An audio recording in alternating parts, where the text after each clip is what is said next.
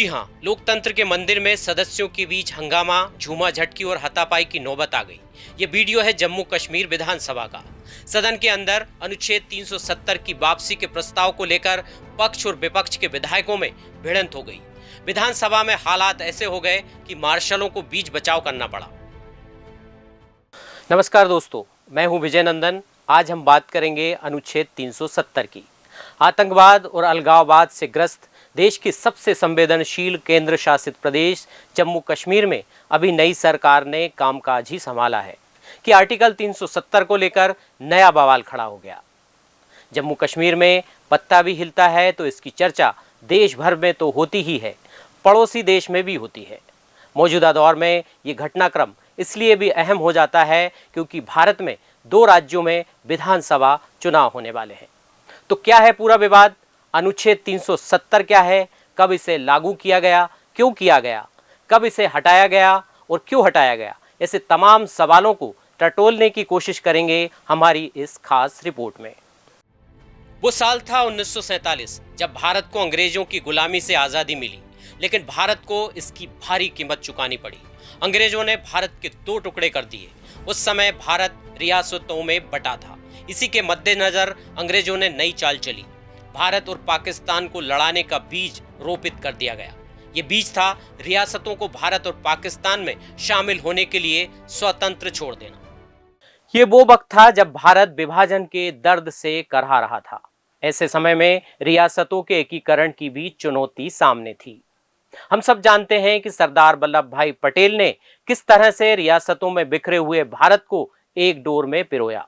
यही वो समय था जब जम्मू कश्मीर के महाराजा फैसला नहीं कर पा रहे थे कि वो किस तरफ जाएं।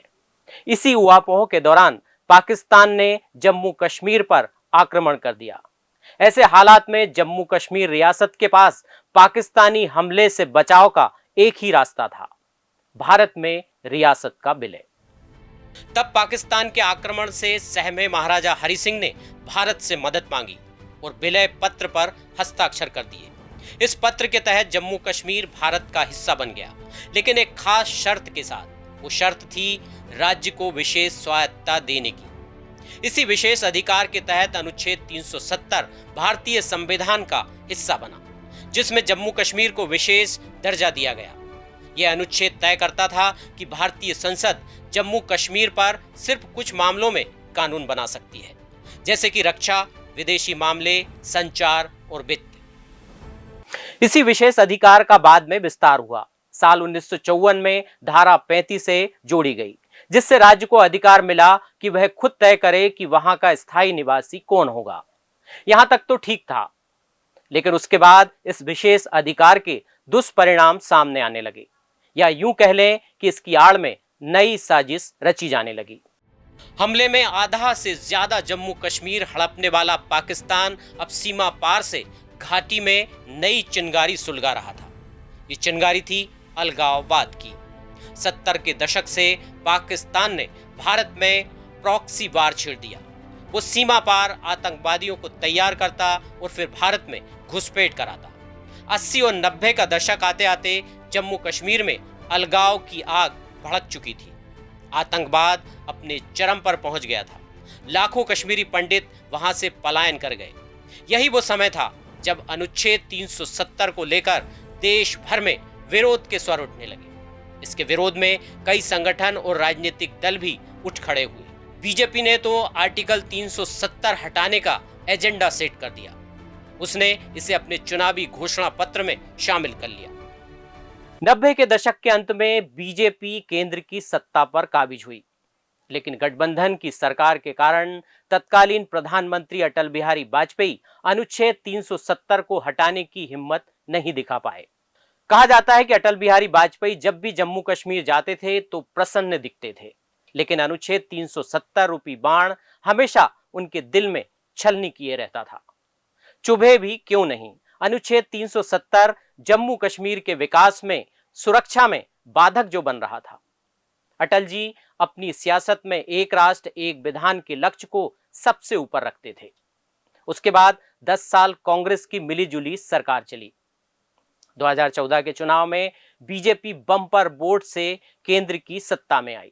लगभग 3 दशक बाद देश में बीजेपी ने पूर्ण बहुमत वाली सरकार बनाई थी।